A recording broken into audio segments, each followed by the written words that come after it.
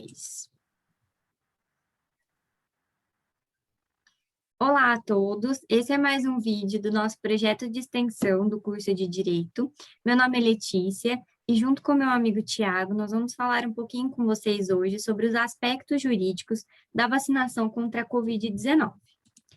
Uma das primeiras coisas que a gente tem que falar com vocês é sobre a obrigatoriedade da vacinação. O Estatuto da Criança e do Adolescente, ele prevê que os pais e responsáveis façam com que todas as crianças e adolescentes recebam os imunizantes de acordo com o calendário que é previsto pelo SUS. Quando os pais ou responsáveis deixam de vacinar as crianças e os adolescentes, eles violam o direito fundamental à saúde que está previsto na Constituição. E aí, quando a gente fala sobre a vacinação e no âmbito constitucional, nós temos um certo conflito entre dois direitos fundamentais que acabam se chocando. Um deles é a autonomia individual, que é a liberdade que cada um tem de fazer as suas escolhas e agir conforme a sua vontade. Em contrapartida, a gente tem um outro princípio que é tão importante quanto, que é a proteção coletiva à saúde. Então, quando a gente fala da vacinação, temos um choque entre esses dois princípios. O que seria mais importante? A escolha individual de cada um ou a proteção coletiva da saúde?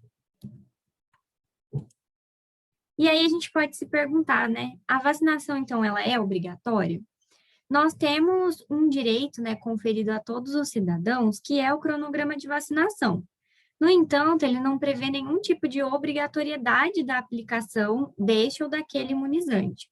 O que acontece é que nós não somos obrigados a fazer ou deixar de fazer qualquer coisa que não seja em virtude de lei. Isso é o princípio da legalidade. Nós não temos em lei uma determinação que fale que nós somos obrigados a receber imunização. Então, o que acontece é que, no caso de recusa, a pessoa não pode sofrer nenhum tipo de penalidade, a princípio, mas nós vamos discutir um pouco mais sobre isso logo a seguir. Então, como a gente já comentou com vocês, tem a questão do direito de escolha. Na ausência de uma legislação, de qualquer norma que obrigue essa questão da vacinação, teoricamente, todo mundo tem o direito de escolher se recebe ou não o imunizante. Só que essa atitude de recusar a vacina pode gerar algum tipo de questionamento, principalmente no âmbito moral. No cenário atual que a gente vive, né, de uma pandemia, em que houveram vários estudos, né, científicos que comprovaram que um dos mecanismos de combate à pandemia seria a imunização em massa, a recusa de uma vacina pode fazer com que a pessoa seja questionada e tenha que repensar um pouco mais sobre a questão moral disso. Sendo assim, em janeiro desse ano, no dia 6, o presidente Jair Bolsonaro editou uma medida provisória que depois foi convertida em lei, em março desse ano, e é a Lei 14.124. E ela dispõe sobre medidas, diretrizes e normas que devem ser seguidas no Plano Nacional de Operacionalização da Vacinação. Então, toda a aplicação de vacina da Covid-19, né, especificamente, ela deve observar o que está previsto nesse plano e ela só pode acontecer, né, no caso, só poderia começar a acontecer mediante uma autorização excepcional de importação, uma autorização temporária de uso emergencial ou registro sanitário na Anvisa. Essa lei ainda dispensa, na verdade, a licitação. A licitação é uma concorrência entre fornecedores e aquele que se enquadra melhor é que vai fornecer aquele bem ou prestar aquele determinado serviço.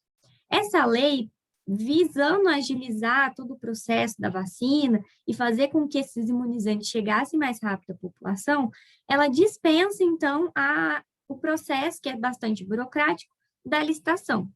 Então, a aquisição de vacinas e de insumos destinados exclusivamente à vacinação da Covid-19 não precisa passar por um processo de licitação. Isso vale também para a contratação de bens, serviços de logística, de tecnologia, comunicação, todo o aparato que envolve a implementação da vacinação contra a Covid-19. Essa lei também traz um ponto muito importante, que é a questão da transparência e da publicidade. Então, os entes federativos, né, que forem contratar, comprar, adquirir qualquer insumo, bem, serviço, como a gente já mencionou anteriormente, deve publicar em algum site oficial, no prazo de 5 dias úteis, o que foi feito. E aí, nos próximos slides, eu vou comentar um pouquinho com vocês em detalhes o que deve ser publicado. Então, todas as pessoas que acessarem esse site, essa informação, elas vão ter acesso ao nome do contratado, a identificação dele na Receita Federal, que é o CNPJ. No caso de uma empresa estrangeira, o número de identificação dessa empresa, o prazo contratual, o valor e como se deu essa contratação. Além disso, deve estar bem claro o ato que autoriza essa contratação, a discriminação do bem que foi adquirido ou do serviço que foi contratado e o local de entrega ou da prestação do serviço. Também deve informar, né, o valor global desse contrato, quantas parcelas, os montantes que já foram pagos, o saldo que ainda tem disponível ou que foi bloqueado, né, no caso de uma interrupção do contrato, as informações sobre eventuais aditivos, a quantidade que foi entregue ou prestada, né, no caso de uma prestação de serviço, e as atas de registros de preços das quais a contratação foi originada, se houver. Todas essas medidas, na verdade, são para que essas contratações sejam mais transparentes possíveis e garantam, né, que todos tenham acesso e essa publicidade seja acessível a todos.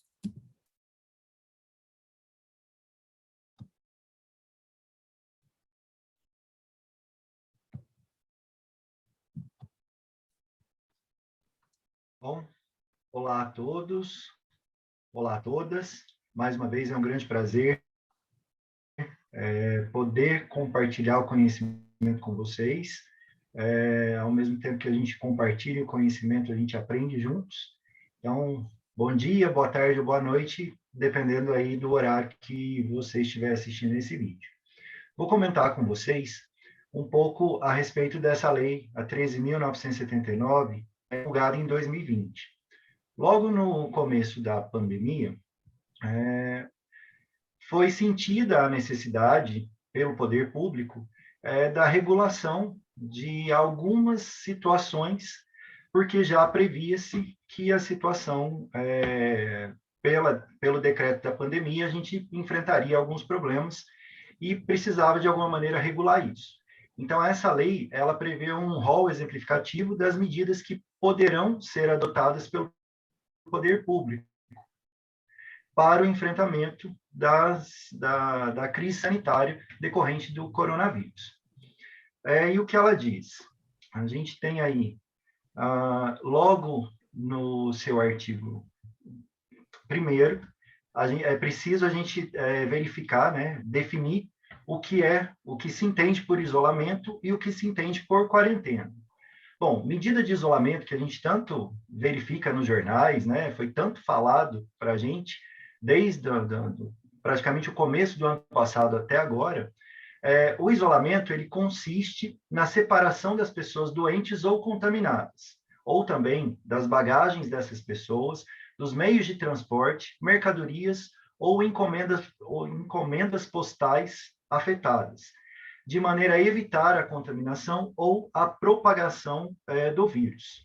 E por quarentena, a gente entende a restrição de atividades ou separação de pessoas suspeitas de contaminação das pessoas que não estejam doentes. Ou também, da mesma forma que no isolamento, de bagagens, contêineres, animais ou meios de transporte e também mercadorias suspeitas de contaminação, de maneira a evitar possível contaminação ou propagação do coronavírus. Uma vez definida essa situação, a gente verifica também que essa lei, né, foi promulgada no dia 6 de fevereiro de 2020, ela determina que as pessoas podem a realização compulsória de exames médicos, testes laboratoriais, coletas de amostras clínicas, vacinação e outras medidas profiláticas ou até mesmo tratamento médico específico. É o que a gente vê, por exemplo, todas as vezes que a gente, ao longo desse tempo todo, tentou frequentar algum local público, algum local de grande aglomeração de pessoas, é essa situação da auferição da temperatura, justamente para verificar se as pessoas estão ou não com suspeita de contaminação, para evitar a propagação do vírus. Além disso, essa lei também determina um estudo ou a investigação epidemiológica e também a exumação, necrópsia, cremação e manejo de cadáveres, justamente para poder verificar, em alguns casos de suspeitas, verificar se fazer o rastreio, também a questão aí que foram identificadas as variantes do vírus, justamente essa lei regula essa situação para ter acesso a esse tipo de informação. Também ela prevê a restrição excepcional e temporária, conforme recomendação técnica e fundamentada da Anvisa, que é a Agência Nacional de Vigilância Sanitária, por rodovias, portos e aeroportos. E é o que a gente já discutiu, né? Inclusive, em uma outra oportunidade, esse impacto, né, dessa restrição excepcional promulgada por essa lei, que essa lei determina, e com os direitos e garantias fundamentais o direito de ir e vir.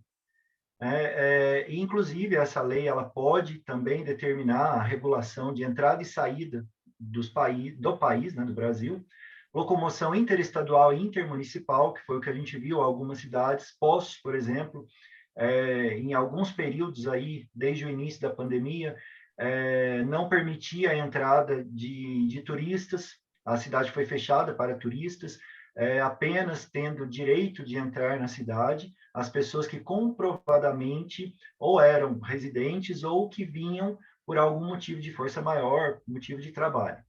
E essa medida, né, ela disciplina segundo as regras estabelecidas em conjuntos com o Ministério, o Ministros de Estado da Saúde e da Justiça e também da Segurança Pública. E é importante frisar bem, deixar bastante claro, que todas essas medidas, elas têm que ter a recomendação técnica, tem que ter o parecer técnico da agência reguladora. Não é simplesmente as pessoas, os governantes, o prefeito ou o secretário de saúde definir que não quer, mas tem que estar pautado aí em dados técnicos. Também, essa lei determina, né, que as pessoas deverão se sujeitar ao cumprimento das medidas e também o descumprimento vai acarretar responsabilização nos termos previstos em lei. Aí a gente separou algumas penas, por exemplo, algumas infrações que a gente pode cometer. Por exemplo, infração sanitária, de acordo com a Lei 6.437, de 1977. Incorre nessa lei quem impede ou dificulta a aplicação de médicos considerados perigosos pelas autoridades sanitárias. E a pena, nesse caso, é de advertência ou então multa. Também, uma outra situação que a gente pode identificar é com relação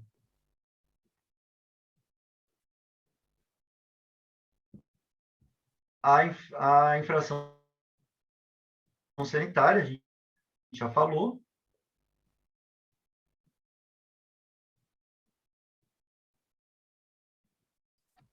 No caso de impedir ou dificultar a aplicação de medidas sanitárias referente às doenças transmissíveis e ao sacrifício de animais domésticos. E também a gente tem agora a infração criminal, de acordo com o artigo 268 do Código Penal, que ela determina o seguinte: infringir determinação do poder público destinada a impedir a introdução ou propagação de doença contagiosa. A pena é a detenção de 1 mês a 1 ano e multa, E, de acordo com o parágrafo único desse artigo, ele determina o seguinte, que a pena é aumentada de 1/3 se o agente for funcionário da saúde pública ou se exercer a profissão de médico, farmacêutico, dentista, enfermeiro. E, além disso,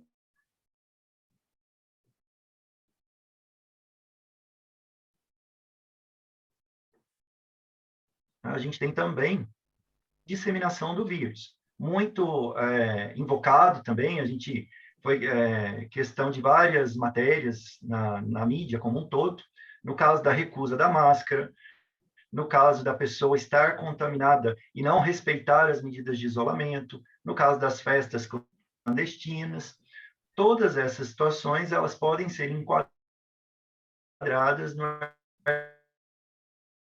artigo seguinte: causar epidemia mediante a propagação de germes patogênicos. A pena é a reclusão. Os parágrafos são incluídos nesse artigo. O parágrafo 1º diz que se o fato resultar em morte, a pena é aplicada em dobro. E, no caso de culpa, a pena é de detenção de 1 a 2 anos. Ou, se resultar na morte, de 2 a 4 anos. E, afinal, né, surge então um questionamento se somos obrigados a tomar a vacina da Covid-19. O principal argumento das pessoas que são contra a obrigatoriedade da vacina seria o direito fundamental à liberdade individual e de crença, que estão previstos constitucionalmente. E aí, diante de todas as discussões que surgiram, coube ao STF, né, o Supremo Tribunal Federal, decidir julgar, na verdade, em conjunto, as ações diretas de inconstitucionalidade e o recurso extraordinário com agravo, em que se discutia a recusa à imunização por convicções filosóficas ou religiosas. E, portanto, o STF decidiu que o Estado pode determinar aos cidadãos que se submetam compulsoriamente à vacinação contra a Covid-19. O que acontece é que, de acordo com essa decisão, aqueles que se recusarem, né, à vacinação, o Estado pode impor medidas restritivas, como, por exemplo, imposição de multa, impedimento de frequentar determinados lugares, impedimento de efetuar matrícula em escola. Só que, por outro lado, o Estado não pode determinar uma imunização coercitiva, ou seja, usar a força. Então, o Estado jamais pode entrar na casa de alguém e obrigar aquela pessoa à força a receber o imunizante. Essa decisão, ela foi pautada principalmente no direito coletivo, que deve se sobrepor, nesse caso, ao direito individual, uma vez que todas essas decisões individuais de escolha prejudicam o coletivo, como é o caso do negacionismo, né, dessa recusa a receber a vacina, e coloca em risco, consequentemente, a saúde da população como um todo. Nós vamos mostrar agora para vocês alguns pontos importantes desse julgamento. O ministro Alexandre de Moraes, do STF, ele disse que o Estado tem o dever de fornecer a vacina e o indivíduo, por sua vez, de se vacinar. O ministro Eduardo Fachin também teve uma fala bastante importante, abre aspas, a imunidade coletiva é um bem público coletivo, fecha aspas.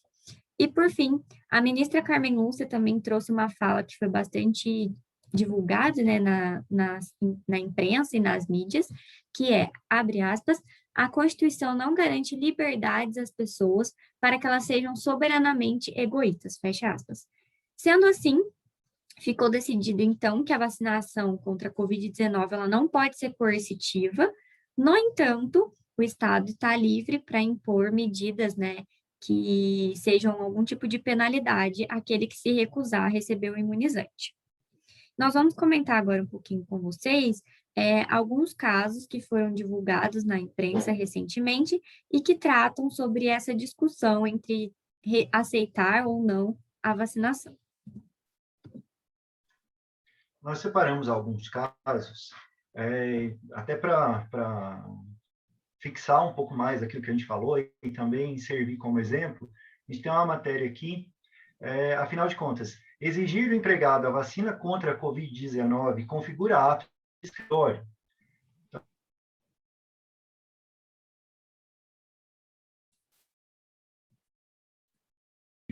verificando as leis, Tribunal Federal, no julgamento conjunto das ações diretas de inconstitucionalidade 6586 e 6587 e do recurso extraordinário com agravo, ele determinou que o Estado pode sim determinar a todos os cidadãos que se submetam compulsoriamente à vacinação contra a Covid-19, prevista no artigo 3º da Lei 13.979, que foi a que eu discuti com vocês. Essa vacinação é compulsória e o Estado pode impor, sim, inclusive aplicando medidas restritivas vistas em lei para aqueles que se negarem a essa situação. E dentre as hipóteses estão a imposição de multa, impedimento de frequentar lugares públicos e a impossibilidade de realização de matrícula em escola. Também,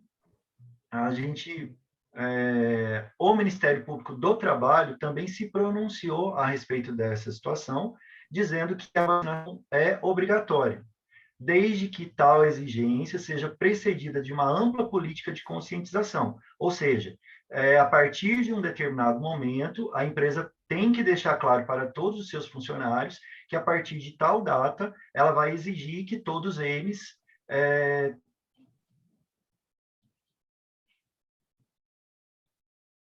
para continuar frequentando as dependências da empresa, tendo ativo o contrato de trabalho, eles devem apresentar um certificado de vacina. Então, desde que isso seja esclarecido previamente, através de um canal de comunicação onde os empregados possam esclarecer todas as suas dúvidas, o Ministério Público do Trabalho entende que essa situação, né, que a gente viu da empresa exigir a vacinação do empregado, ela é... Agora a gente tem uma outra matéria. O empregador pode ou não exigir que um funcionário tome a vacina contra a Covid. Nesse caso, como a gente verifica bem, né, alguns especialistas colocam aí que não havia um consenso. Porém, depois de dezembro de 2020, o Supremo Tribunal Federal decidiu que a vacinação contra a Covid é obrigatória. E as sanções que a gente já falou a respeito dessa situação. E a última matéria que a gente separou para vocês, mantida a justa causa de uma trabalhadora que se recusou a tomar contra a Covid-19. O que aconteceu? Foi uma trabalhadora, uma auxiliar de limpeza de um hospital, ela foi demitida por justa causa após se recusar a tomar a vacina contra o coronavírus. Essa conduta ela foi considerada pela empregadora, pela empresa, como um ato de indisciplina e insubordinação. Isso acabou culminando na demissão por justa causa da empregada. E a empresa, na sua defesa, ela alegou que a trabalhadora foi desorientada a se vacinar, inclusive a empresa realizou a campanha de vacinação em 2 oportunidades e que a auxiliar de limpeza do hospital simplesmente se recusou a tomar a vacina. Na primeira vez, a empresa aplicou aí uma advertência para ela, uma advertência administrativa, deu lá a advertência e, mesmo assim, ela não quis. Na segunda oportunidade que ela teve de se vacinar, ela recusou novamente. Aí o que a empresa fez? Depois da segunda advertência e também levando em conta que ela era funcionária de um hospital, né? A gente sabe como os hospitais ficaram e ainda estão durante a pandemia, ela estava em ambiente de risco e acabou se recusando. Aí a empresa não viu outra solução, após tentar resolver de forma administrativa, com advertência, a empresa não viu outra solução e acabou demitindo. E aí a funcionária, demitida por justa causa, achou que o seu direito tinha sido lesado e procurou a justiça, que entendeu que, nesse caso, a empresa poderia sim manter a justa causa que foi aplicada.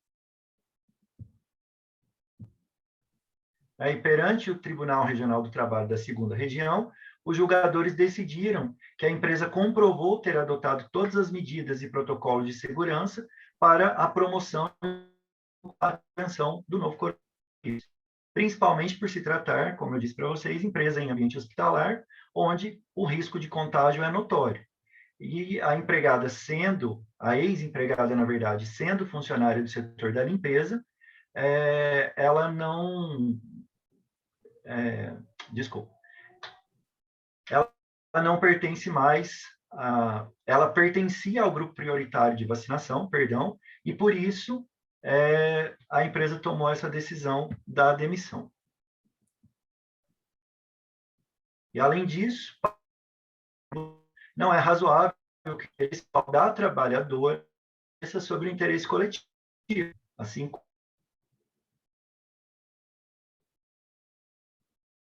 como a Letícia explicou para a gente, a fala, em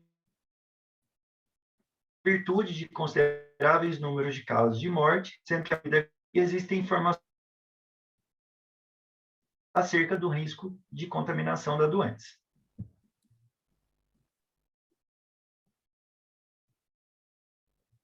E com isso, a gente encerra esse nosso bate-papo a respeito da questão da obrigatoriedade da vacina.